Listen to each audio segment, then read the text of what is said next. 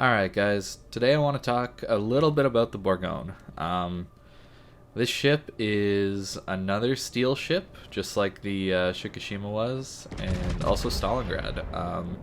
This is another option you get. It's essentially the Tier 9 Alsace with better dispersion, faster reload, and faster speed, and a reload booster. That's essentially what you're getting here. And it actually is really fun. I always liked original Alsace with its better dispersion that it currently has, also better reload than it currently has, but this is just even better than that old Alsace was.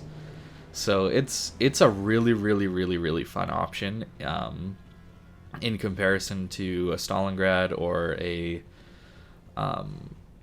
Shikishima, which might feel a little bit stale as you're generally kind of sitting in one spot shooting from a long ways away.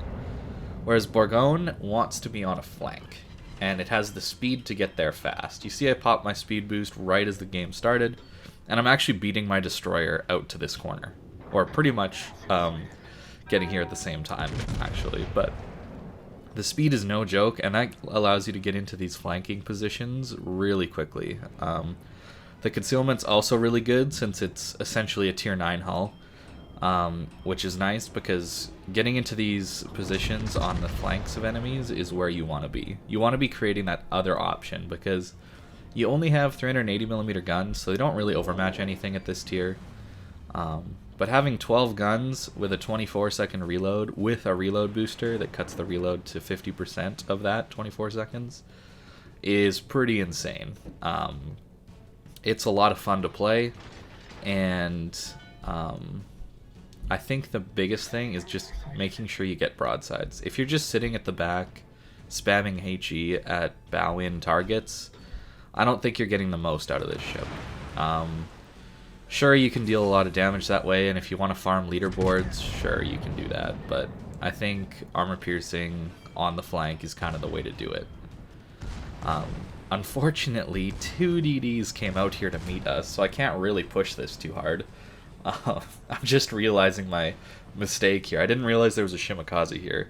I thought it was just the gearing that I had spotted earlier. But, yeah, we're in a bit of a bad situation. Our speed boost is down, so we're not the most maneuverable, but you see what getting out to this side of the map does, right? We got the broadside of the Worcester, we got the broadside of the Venezia, and the Smolensk right now, and the Kremlin. Everybody's giving us broadside. So we can just choose whatever we want to shoot at, and that's what you really need to get in the Bourgongne. It can be absolutely devastating on a flank. The other thing is you get 5 of those reload boosters, and as you can see, I've already used one. I often use them to make sure I get a shot in. I make sure, like, if the Smolensk would smoke up, let's say, and I'm not quite reloaded, I'll use my reload booster just to get that extra shot in. You'll see that later with a Minotaur. He'll be turning out, and I use my reload booster to make sure that I get a shot on him while he's broadside. As you can see, we can punch through cruisers pretty easily at longer ranges. Get a little bit lucky here that there's a gap from that Shimakaze. That could have ended really poorly. Yeah, so it's really, you want to be on the flank here. Unfortunately, as you can see, my Holland is about to leave me, and then I'll just be alone over here. And that's something, at least a little tidbit for destroyers, never do that, please. If you have somebody pushing a flank for you, or with you, don't just leave them out to dry on that flank, because it's a little bit rough for that player then to try and be effective and back into the game, because we don't know where that Shimakaze went. But I can't really push here anyway, even if that Holland was with me, because the Smolensk and Venezia are smoked up right now, and pushing into that is just suicide. But as you can see, we've already got up to 67k damage, which is pretty decent, and we've pushed them well away from the C cap. And really, you need to have control of either C or A in this map in order to make a decent push for winning the game. As you can see, the islands around B are all designed to shield cruisers and destroyers and battleships in there to shoot over them.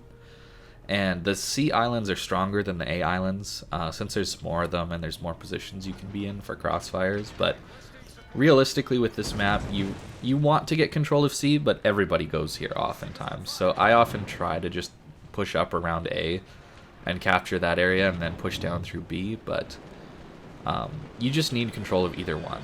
If you get stuck at one cap for too long and the enemy team pushes around, you pretty much lose. And we're almost in that scenario because the enemy team has pushed through A already, and they're starting to get on our side. But fortunately enough, our team is in decent enough positions behind these islands that they can deal with it, and our DDs are doing an alright job of spotting the enemy ships coming up. So, as you can see, I just kind of turned around here. You have to know when to give up a flank in this ship, because you only have 32 millimeters of armor and only 74,000 health, which is the lowest of any tier 10 battleship, by the way. So you are probably one of the weakest in terms of tanking, but you're so fast and nimble that it's not a huge issue, because you're trying to not be the tank, you're trying to be that nuisance on the flank. I reported that guy because I wasn't happy with him just leaving me out here. I don't know why he left. It was a weird play.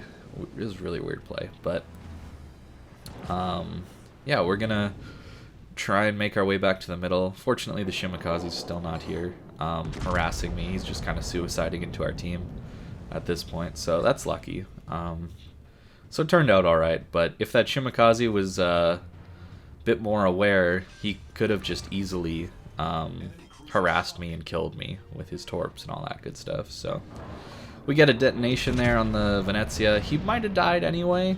Our first shell citadeled him and detonated him. He might have eaten enough citadels. I think it was 3 citadels required to dev strike him there, but yeah, a little luck doesn't hurt anybody, right? I don't know.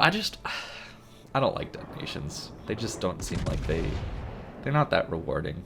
I don't know. I don't know why they're in the game, along with the other things. But back to the ship. The nice thing is, even when you are caught out of position like I am, I'm kind of just too far at the back right now to help my team. So you're just so fast that you can get back into good positions fast enough that you can be useful again. So here I'm just changing some settings in regards to my aim.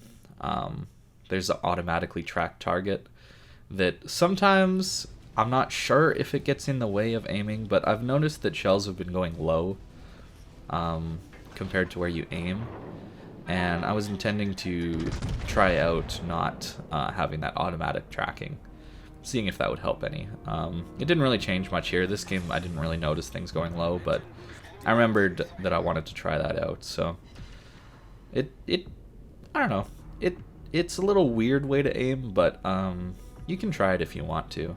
So yeah, we've already got 2 kills, 123k damage. The ship is just good, honestly. The one thing you got to remember is you have 5 of these reload boosters, so you almost always just want to use it. The cooldown time on them is not crazy long, but they're long enough that you want to use them when you can. So here, like I said, I pop my reload booster to ensure that I get my reload by the time this Minotaur turns broadside. I probably would have had my reload anyway by the time he turned broadside, but we can just make sure and then we kill him, right? That's just a nice way to... It's really nice to have that option of just having your reload up anytime you need it, right? So it's like a 2-minute cooldown on that ability, which is good that it's there, but that's a lot of time, right? If you have 5 of those, that's like 10 minutes in between, right? So you almost want to pop them on cooldown if you have the option to, because if you end the game and you still have those reload boosts left, you're not making the most use out of them. Having that 12-ish second reload on these guns is so nice. It is really, really nice to have. But we've pretty much got this game. Most of their health is actually stuck in their Montana. As you can see at the top of the screen, it doesn't actually look that good for us. They're winning on health, but we're way ahead on ships, and most of their health is, yeah, stuck in a battleship. And that's why that little HP bars at the top can be a little bit deceiving sometimes.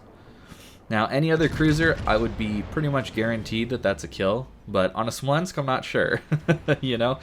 You can just overpen that thing for no reason, it seems. But we do get the Citadel, which is nice. Up to 4 kills now, 150k damage.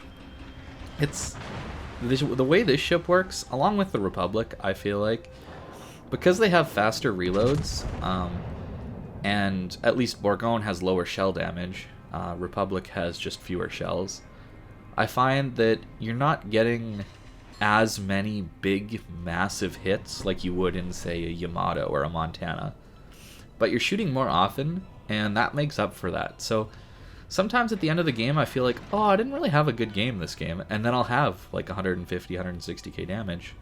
And I'll think, well, where did that come from? And it's just because you're shooting more often. So if you're someone who doesn't like playing battleships because they have a slow reload and you have to wait for that all the time, honestly, Bourgongne, Republic, I would recommend them. They feel more like heavy cruisers than a pure battleship. They can hit like a battleship sometimes, but they certainly feel more like cruisers in how they play. Especially Bourgongne with how fast it is when you have speed boost going. So there's our Kraken, 160k.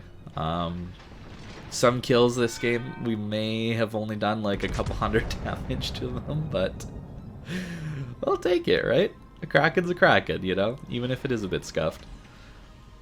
And yeah, this is a good ship. The big question then is, would I recommend this over a Yamato or a Shikishima or a Stalingrad? I wouldn't recommend it over Stalingrad if you're looking to play competitive. Stalingrad is just such a staple of the competitive meta that if you're looking to play in comp, you just need to have a Stalingrad as an option to play. But the Shikishima, I think, is a less fun ship than Bourgongne. I think Bourgongne is more fun because you get that reload booster and that ability to just run around the map really fast and have 12 guns. I think it's more fun than Shikishima. So I think that's kind of how I would recommend it. If you want to have, I think Bourgongne is the most fun steel ship, and I think Stalingrad's the most competitive focused steel ship. So thanks for watching, guys, and I hope you have a good day.